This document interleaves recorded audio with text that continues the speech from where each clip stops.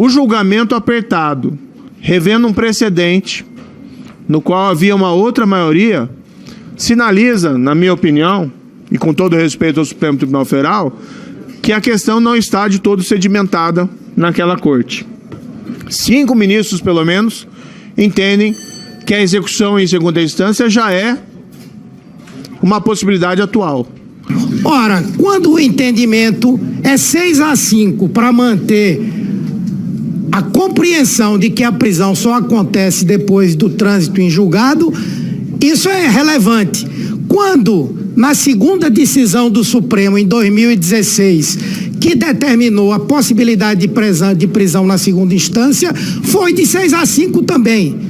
Então isso não é argumento para ser colocado aqui. Matéria publicada recentemente pela Folha de São Paulo revelou que em mais de 40 mil processos analisados junto aos tribunais superiores, em metade dessas situações, a sentença de segunda instância foi alterada, ao menos em parte em favor de um réu pobre. Portanto, a cada 10 habeas corpus impetrados pela Defensoria Pública, há êxito em 5 deles. Um número extremamente expressivo.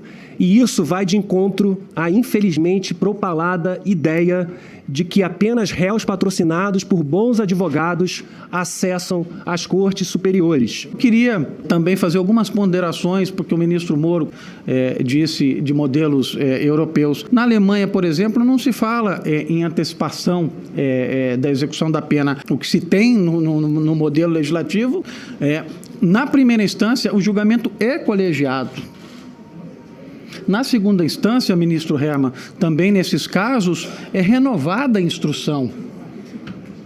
Na Corte Interamericana de Direito, sabem Vossas Excelências que nós temos o princípio da conformação, ou seja, não se antecipa apenas se não houver dupla condenação. Ou seja, na hipótese de absolvição na primeira instância e condenação na segunda, como não há dupla conformação, não se pode antecipar. Então é preciso que nós compreendamos que a solução para a Ordem dos Advogados do Brasil, que tem uma posição histórica de respeito ao trânsito julgado na última instância, mas para a Ordem dos Advogados do Brasil isso não se resolve a partir de uma simples alteração no Código de Processo Penal. Nós precisamos modificar o sistema recursal brasileiro, porque modelos estrangeiros que diferem do Brasil tratam desta questão, desse julgamento de outra forma, não simplesmente antecipando a pena. O problema é que isso aqui está personalizado numa cruzada contra algumas pessoas nesse país.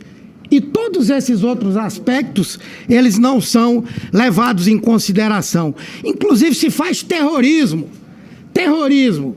Estavam dizendo aí, no dia que o Supremo tomar essa decisão de considerar que não é cabível necessariamente a prisão em segunda instância, serão libertados 169 mil estupradores, assassinos, etc.